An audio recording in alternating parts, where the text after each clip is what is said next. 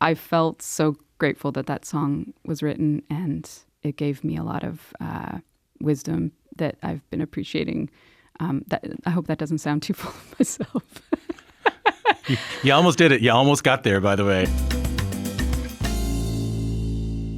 How are you? I'm good. Nice to see you. Nice to see you too. I mean, it's not like I don't see you a lot, but it's nice to see you too. And I remember that. I think I bring this up every time you come on, but I remember I was guest hosting and I got a frantic call and they said, or like what, something happened, like the musical guest, they couldn't get across the border or something like that. And we have a hole in the show tomorrow. Like, is there anything you want to do? And I remember calling or getting your number from somebody and saying, do you want to come in and play live? At 4 a.m. At 4 a.m? Well, I think you play at 6, but you wake up at 4. Yeah, it was very, but of course, I was like, of course, I'll make it happen. And you were great. I remember very well. I think I was more nervous than you were. I don't think that's possible. Yeah, maybe, maybe not. Congrats on the record. Thank you. I really love listening to it. I've been obviously listening to the record has been interesting, and sort of getting to know it a little bit better over the past couple of weeks has been interesting. Of course, also paying attention to the fires that are happening, the wildfires that are happening in Los Angeles. Is that close to where you mixed the record? Yeah, we mixed the record just really close to the fires. Joseph Lorge, who mixed the record, amazing engineer. He's okay. He's evacuated right now. His house is okay so far. But it was really wild because I walked in those very canyons almost every day when we were mixing and, making these decisions, thinking about the record. And it's really surreal to see that they're now, on fire. What's been on your mind releasing a record like this, which does touch on climate? With the news being the way it is the past couple of days? I mean, I think this record is very of its time. It's dark. There's a lot of heaviness, and I think the record really holds a lot of my attempts to reckon with so many things. So there's this way in which, of course, it feels weird to be promoting a record, but I also feel kind of like I've said a bunch of things that I really needed to say. So, I can hold that in the record and in the show and what I'm saying. And I've also found that the title and some of the songs have created this really great jumping off point for people to have these really deep conversations with me as I've been doing interviews and talking to people. So that's really meaningful as well. Is it because the Humanhood title? Yeah. I mean, people are kind of fascinated by that word, right? It's an interesting word right now to think of. Why is that? I mean, it's a word we don't use, right? It's a pretty rare word. And a lot of people have just, been asking questions, and I find it just leads to this really beautiful conversation about the human condition and human nature. And that is part of what I'm talking about on the record. So is my understanding of it is that one of the things that you were thinking of with Humanhood, maybe the title, is this idea that sometimes within, climate justice movements or just conversations around climate, there can be this conversation around we are the problem. I even tried to avoid saying that on the way in a little bit. Like, we are the problem. If it wasn't for humans, the world would be fine. You saw a lot of that during COVID when we were all inside. There was a lot of see what happens when we're not around. But you might have to talk me in from there. That might be the end of my understanding. I mean, the climate movement was kind of part of what led me into this word or this thought as the place to start a new record from. Because, a lot of people, when they encounter this reality, their first response is this nihilism or this doom or this, of course, like, we are the problem. And it's not that that's not factually true, that, human being, we burn oil, et cetera, but anyone in the climate movement who's actually working on this, the further in you get, the more you realize it's not human nature. It's a systems problem. It's a problem of this particular substance that we don't even need to use anymore. It's a problem of, corporations, various things. And this, this idea of, I think we just have a lot of false ideas about who we are.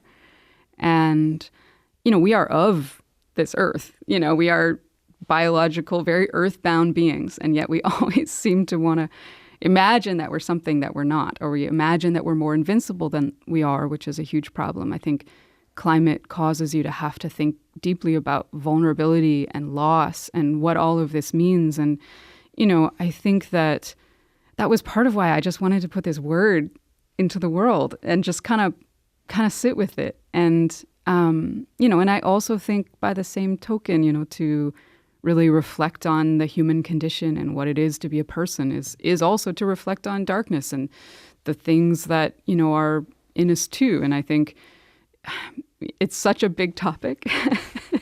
And obviously I could go on forever, but, I think it's just a really big question of who are we, what's happening, and I think when I think of how to talk about climate or how to be in the world right now, I just have to hold very softly all of the good and the bad of human nature and not turn away from any of it. I want to talk a little bit more about how you find yourself writing about climate and why you want to write about it. But I also don't want to give people the impression that this record is a climate record or it's a record about climate or anything like that. And it's a record about a lot of different things. One of the things that I read in the blurb around the record was you talked a little bit about how some of this record is about, and God knows who hasn't gone through this over the past couple of years, myself included, a little bit of a dip in mental health or an experience with some sort of confrontation with your own mental health. Obviously, with something like this, I'm gonna open up the waters to you and let you put the boat wherever you want. What was on your mind when you were making this record? It's been hard to figure out how to talk about the record because it is so personal and it is very much this personal journey that I went through of losing my sense of self and my sort of normal mental health and going through this really dark time personally. But I also think that, this record is a depiction of me trying to figure it out. And as I realized that was in the songs, I realized, I can't leave this out. I have to be honest.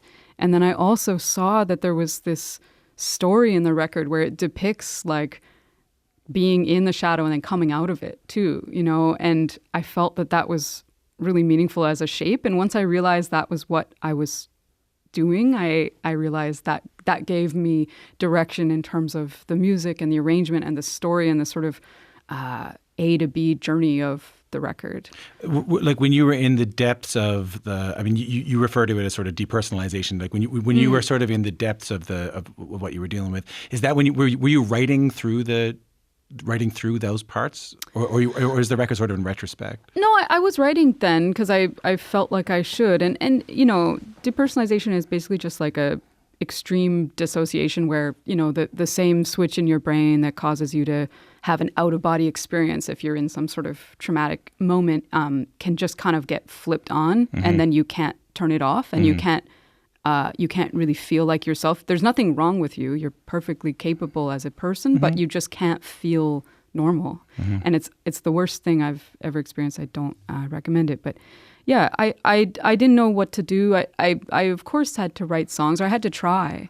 And when you say you had to write songs, because I don't know, that's what I do, right? I mean, I had to try. I that's how I've always worked things through in the past, right? So I part of me wishes I just waited till where I'm at now and started with a nice, fresh, joyful, vibrant record about, the good things in life. But, I had to recognize there's something here that I experienced. And, for me, music it's so intimate and it's so personal. And I've learned so much about life from the songs of others. And I feel accompanied by the music of others in all of the darkest moments in my life. So how could I not do that myself if I'm in something? Why wouldn't I allow, if it's there in the songs, and but of course I wish that I could have written a different record. No, I'm glad that you did it. And let's listen to a little bit of Mirror, and maybe you can just talk me through that song.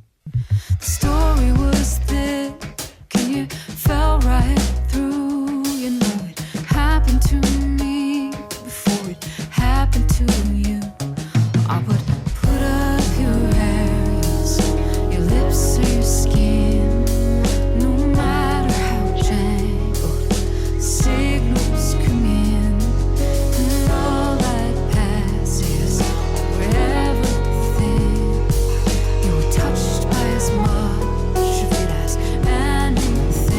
That's a little of the song Mirror from the Weather Station's new album, Humanhood. Funkier than you've ever been, I'll tell you that much. I love that. I love that beat and that bass line. The band was so cool on this song. It's a band record, you know? It's very much a band record. Yeah. And that was one of the real joys of making this record, was being in the studio with the band. Kieran Adams, Phil Melanson, Ben Whiteley, Kierning, Ben Boy. They were amazing. But yeah, this song is complicated. It's really complex, and I think, you know, when I write a song, you know, I write lots of words, I write lots of songs, and the thing that always causes me to feel like, okay, I'm going to finish this song or I'm going to put it on a record, is when I feel like there's some other resonance beyond the personal, you know, and this song, I think I felt so much resonance of.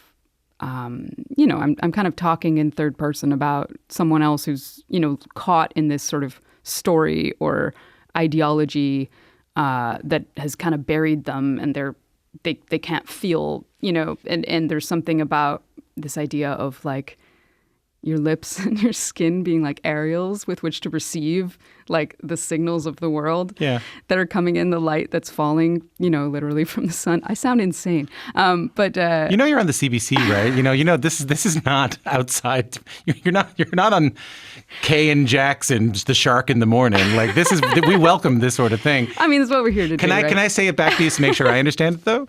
It's that the thing I'm most interested in that you said, Tam, is that well, a couple of things, is that I don't want to put it on. If I hear you right, I don't want to put it. I can write a song about something personal that I've gone through, and when that record, I mean, you know, it's not hard to hear what that song is about. It could be a lot of different things that you've gone through in your life. You don't want to put it out until you realize, unless you think that other people can get something from it, or they can put themselves in it. Is that what you were saying? Yeah. I mean, I think the songs that are most interesting to me are where there's like a bit of that like collective unconscious is showing up, and sometimes in ways I don't even understand, you know, but I think, yeah, it feels very resonant to right now of like, you know, getting caught in this story, you know, like the story was thick, you know, and you can't feel like what's actually happening, or like the, you know, the light that's hitting you. Yeah. Like that experience I have of like some of my high school friends. Is that what you mean? Like with like I'm not really joking. Like I can sort of watch them be taken over by an ideology over like 2 or 3 years, and they start off by being just someone I used to have a few drinks with, and now they've become this sort of whole other person, sort of like consumed by an ideology and consumed by, you know, a couple of voices that seem to have taken over. At least that's what I got from it. Yeah, no, I mean, I think that is definitely resonance, and also, you know, just like there's always, I think what's beautiful about this song though is like there's always the opportunity to step back into what's happening and what's around you, you know, and I think that for me has a climate resonance as well, you know, being like the light that, you know, passes over everything and passes over you as well, you know, just this idea of you can still feel and you can still experience even when you're caught up in something so intensely. Do you ever find it hard to be writing and singing about climate? I think what I mean by that is I have noticed in friends of mine, and even a little bit of myself, I'm ashamed to say, that in the last year or two, I have felt sort of so overwhelmed by the destruction or the sadness or the awfulness or the reversing of the good things that I thought were happening, that I always thought I'd be a little more active, or I thought I'd be a little bit more despairing. But my reaction has just sort of been to put my head down a little bit and sort of pretend nothing's happening. And I'm sure everything's going to be fine. I'm sure everything's going to be all right. Yeah, well, I think that's so normal though, right? I mean, that's why I talk about all the time that was my experience of my whole 20s and 30s, you know, like I did that too. I think that's normal. You know, of course, like when you're faced with something so heavy and so, you know, that you have so little power over, it's so normal to shut down and go numb and desensitize. Like it's just to keep your sanity. Yeah. But I do think that there is this element right now where, especially because there's so much misinformation about it and there's so much, you know, like persuasion and you know, I think that there's something, you know, I talk a lot about cognitive dissonance of like when you're trying to shut something out that you know is real, you know is happening. There's something that does something to you. And I think there's something powerful in being like, not looking at it to the extent that you hurt yourself, or that you feel like, it's quite heavy. So it's not an everyday, Yeah.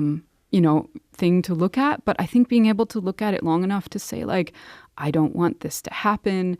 I feel this enough to know where I stand, and to feel, every time I've ever gone to a protest or talked to anyone else about this, I do feel this sense of grounding of like, I'm not crazy, I'm not hiding from something. Like, this is so meaningful, and whatever I can do, I'm not saying I'm perfect or I have all the answers, but just like doing something or saying something feels better than not. And just having it be present in the songs or in the world or in how we talk, I think is like a path to sanity, a path to being like, this is what's happening. And there's so many, well-heeled folks who want us to not see this, and want us to not believe it so that they can, profit. Are there days that you don't want to sit down at the piano bench and deal with it? Of course, yeah. I'm not like super powerful. I'm not like stronger than anyone else. I just think like it's there, so of course it's going to show up. I thought I was just writing personal songs. Like every time, I think I'm just writing about myself, Really? and then I realized like, oh no, I'm not. There's a lot else in this that I can't avoid. Like it's just part of living in whatever year it is now. Hold on. Again, I'm going to say it back to you so to make sure I understand it, because I'm kind of dense. Is that because they made a mistake here with me? They were like, we thought he'd be a little smarter. We thought he'd get smarter, but 9 years in, seems to be getting dumber.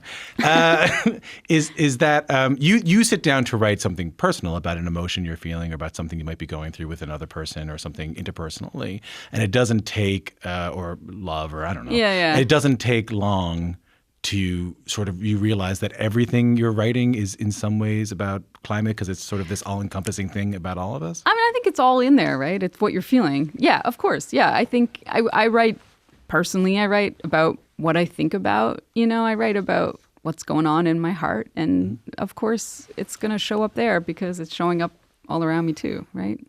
So, yeah. What do you do to take care of yourself in terms of what you read online, in terms of what you take in? I mean, God, I think social media is I'm certainly not the first person to be saying this. It's just a really increasingly a bad place to be. Yeah. And, I think coming aware of how like algorithms are, built to persuade and they're manipulative. I mean, they're pushing different content on you according to how you respond. And, I think that's a really unhealthy. I mean, if a person was doing that to you, it would be really unhealthy and really mess with you. And so I think it's worth noticing that we're living in that ecosystem online, and I think I've been appreciating, I get a lot of newsletters from folks in climate, and that's kind of how I prefer to keep in touch with what's happening because it's calmer, it's considered, it's a trusted source. I subscribe to newsletters from scientists and, activists and all kinds of people. And I find that better and a little safer than the social media space. And, just being thoughtful to take care of yourself. And, we're not tough. We're gentle. We're gentle, sensitive beings, most of us. Is that what led to your decision? I find you, unlike a lot of artists, you send out newsletters to your the folks who like your music more than you sort of rely on social media. Is that intentional on your behalf? I mean, I do both, but yeah, I like the newsletter. It always takes me forever to write it, and I think about it a lot. But I like the newsletter. I think it's nice as a way to kind of give a deeper dive. I mean, social media is very, it's very algorithmic. It's very focused on what's hot, what's fiery right now. And it's interesting, I recently had a post kind of go semi-viral and it felt... What was it about? It was about climate. And that didn't feel good. It was weird. I was like, I feel so weird in myself because I know that the algorithm is sort of playing with people's emotions in this way that I think, is... I think we're all struggling with that right now. Did you feel any pressure making this record, given the success of the last one? Absolutely. Yeah, I totally felt that. I was like, people are really listening and they're really paying attention. I got to really work hard. And, I did feel that, sophomore kind of feeling, even though it's my 7th record, but I felt that sophomore feeling of like, I have to, top it or something. But once I had to really work through that and just get back to like, I'm not going to make a good record if I'm thinking of it that way. I just have to figure out what this record needs to be and then just really pursue that in a very single-minded way. What does that mean? Like when you asked yourself, what does this record need to be? What was the answer? Oh, I mean, I think of records as almost like there's like a collage of like colors or, textures or feelings. I knew this record needed to be, I wanted it to be kind of wilder, a little bit less, it's not as pruned, it's not as safe. There's all of these interludes where it kind of falls into almost chaos and then it builds itself back up. I had this vision of these interstitial interludes that are through the record and it's like you're landing on a song and you feel secure and then the music pulls you out of the song and there's all of this like disintegration. And I really loved thinking of it as a story and thinking of it as a journey that you're going on, in terms of the lyrics and also in terms of the music. Did that impact the musicians you hired for it? Like, did that change who you got to do it? Totally. Yeah. Yeah. I feel like I think a lot about what, people I know and what instincts I think they'll have and how they'll play off each other. There's a lot of, I really love to have juxtaposition. So there's like electronic drums and real drums and it's constantly shifting between the two. And, there's sort of a improvised, almost jazz element. A couple musicians kind of really work in that world. That's right? sort of what I was. That's sort of what I was trying to land on there. Yeah, you did sort of hire some folks on this who I would know more from sort of free jazz, the sort of free jazz world. Yeah. Yeah. Karen Ng and Ben Boy are both, have this shared language of new music and free jazz, and I just love combining them and their sensibilities with, pretty straightforward songs, that are very rooted and there's a verse and a chorus. And then I just love this. There's so many pieces on this record. I mean, it's a very heavy record, but musically it's my favorite record I've ever made. I'm so proud of all these textures and all of these moments and moments where the sax is sort of sounds like a synth and the synth sounds like a sax. And there's all of this like shifting and, it was really important once I figured out like this is the personality of this record. This is like the story. But then you got to do it because I was thinking about that with I wanted to play Sewing before we left, and because when you hire, I've worked with sort of like out there musicians too, and then I'm having a good time, and then they go out there, and I go like I got to stay on the train here. I can't fall off. So can we play a little bit of Sewing? Don't look like much from here. There's no straight lines, nothing that clear. Aimless days, bad moves, the changes I can't get used to. I'm so into getting. So before I get to what the song is about, which I do want to talk about, I was hoping you might be able to tell the story of what happened that I was reading about what happened in that song, because you tell it. You had some lyrics, and then you had some, like most songwriters, had the lyrics that you threw away. The Leonard Cohen, 85 pages of Hallelujah. You had a bunch of verses that you had thrown away, right? Yeah. I mean, I always have discarded lyrics, sadly. But yeah, this was a really beautiful, it was late at night and we all were playing together, and this is, a single take. It's the live vocal from the studio, live performance. And I mean, there was the solo in the middle, Karen was playing clarinet, and then the band just kept playing. Because the song was supposed to end? It was supposed to end, yeah. It was the end of the song, and then there was a little solo, and then the band kept playing. And so I was like, well, I looked at my page and I had, 5 more verses. So I kept singing. And then it was so interesting because I was like, this whole song is about not discarding and not throwing away and sewing things together. And I was like, of course, it's so beautiful that the discarded verses are sewn into the song. I was like, that had to be that way. Yeah. I love the song, and we'll go out on it. We'll play it after the conversation. I know that you said it's the most personal and meaningful song you've written in a long time.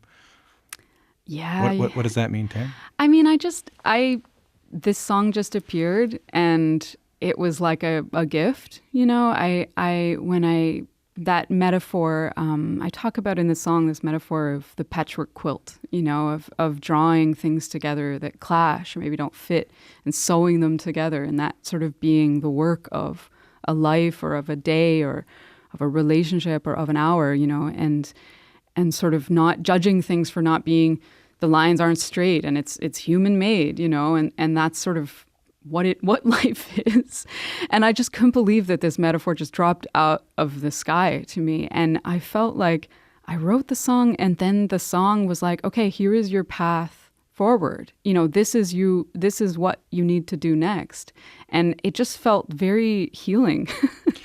Like you wrote the song and then you realized that, like, oh, this is a nice way to live.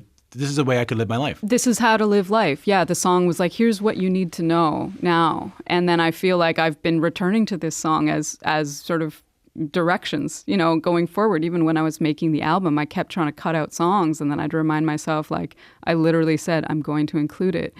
And just, you know, I think, you know, we all try to exile things we don't want to see, or we don't, you know, we try to, you know, impose a narrative on our lives or on the world. And that is where so much goes wrong, right? If we're exiling things or we're imposing this narrative, we're not seeing what's truly there. And also what's truly there tends to be pretty beautiful. And the fact that the quilt also keeps you warm is something that, like I say, it's a metaphor, and it's also just a gift, really. So I felt so grateful that song was written, and it gave me a lot of wisdom that I've been appreciating. I hope that doesn't sound too full of myself. You almost did it. You almost got there, by the way. Metaphors, I'm not saying that, you know, it comes from elsewhere, you know. No, it was the right. I loved it. I loved it. I'm happy you didn't sound full of yourself. You sounded very proud of the beautiful song that you wrote, and sort of the wisdom that you got that accompanied it. Yeah, and it's really a metaphor of healing too, and of like integrating, you know. And I still remember the day of voice memos, and I just had like 20 voice memos, all of which were titled "I'm sewing." And I just thought, like, that's what I'm doing. Like, I'm sewing. It doesn't look like I'm doing anything, but I'm sewing something together. I mean, aren't we all? It's a beautiful, beautiful, beautiful record. Oh, thank you. And I loved listening to it. And Thank you. I'm really glad you came in to talk a little bit about it. Yeah, thank you so much.